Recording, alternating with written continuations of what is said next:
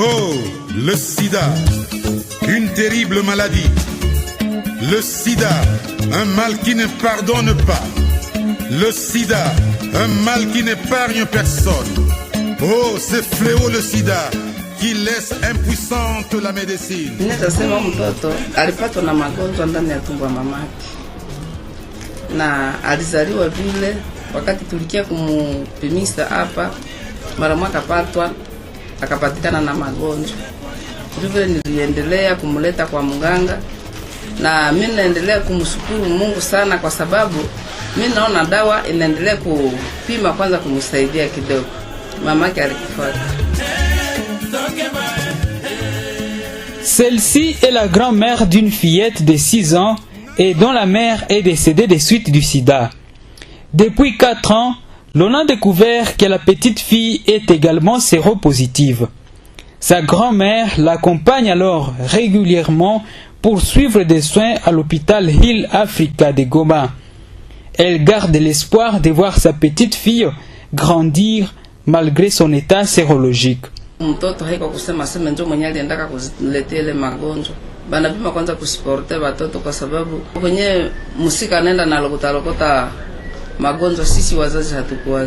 Kama sasa mtu anapatwa na ile magonjwa, yafaa kusiporte mtoto mwenye alibaki.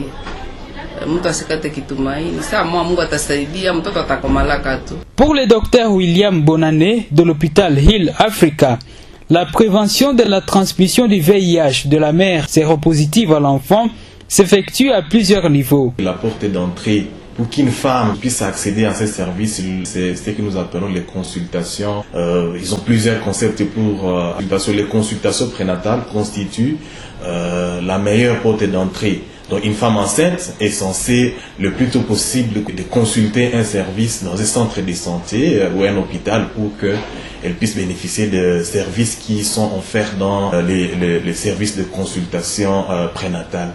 Le deuxième niveau, c'est au niveau de la maternité. Donc lorsque la femme est au moment d'accoucher, et lorsque elle accouche, à ce moment, il y a aussi un certain nombre de services qui doivent être offerts à ces niveaux-là. Un autre endroit où ces services doivent être offerts, c'est toujours au centre de santé ou à l'hôpital, mais c'est lors de ce qu'on appelle les consultations postnatales. Ces activités bénéficient de l'appui des partenaires gouvernementaux et non gouvernementaux.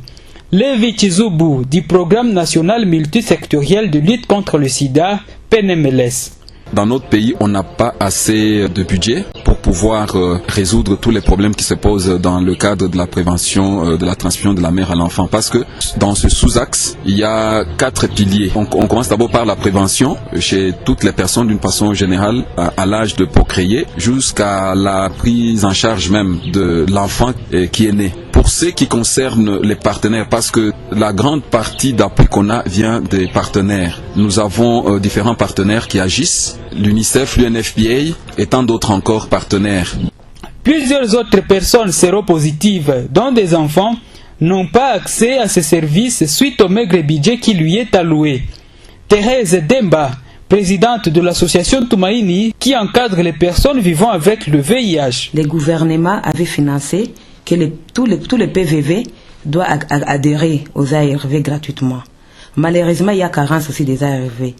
Et les personnes qui sont éligibles aux ARV n'arrivent pas à adhérer aux ARV.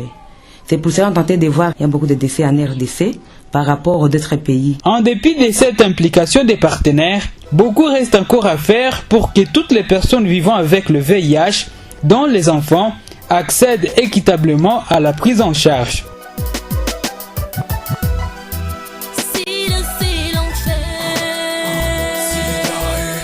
Fin de ce magazine produit par les réseaux des journalistes Amis des enfants.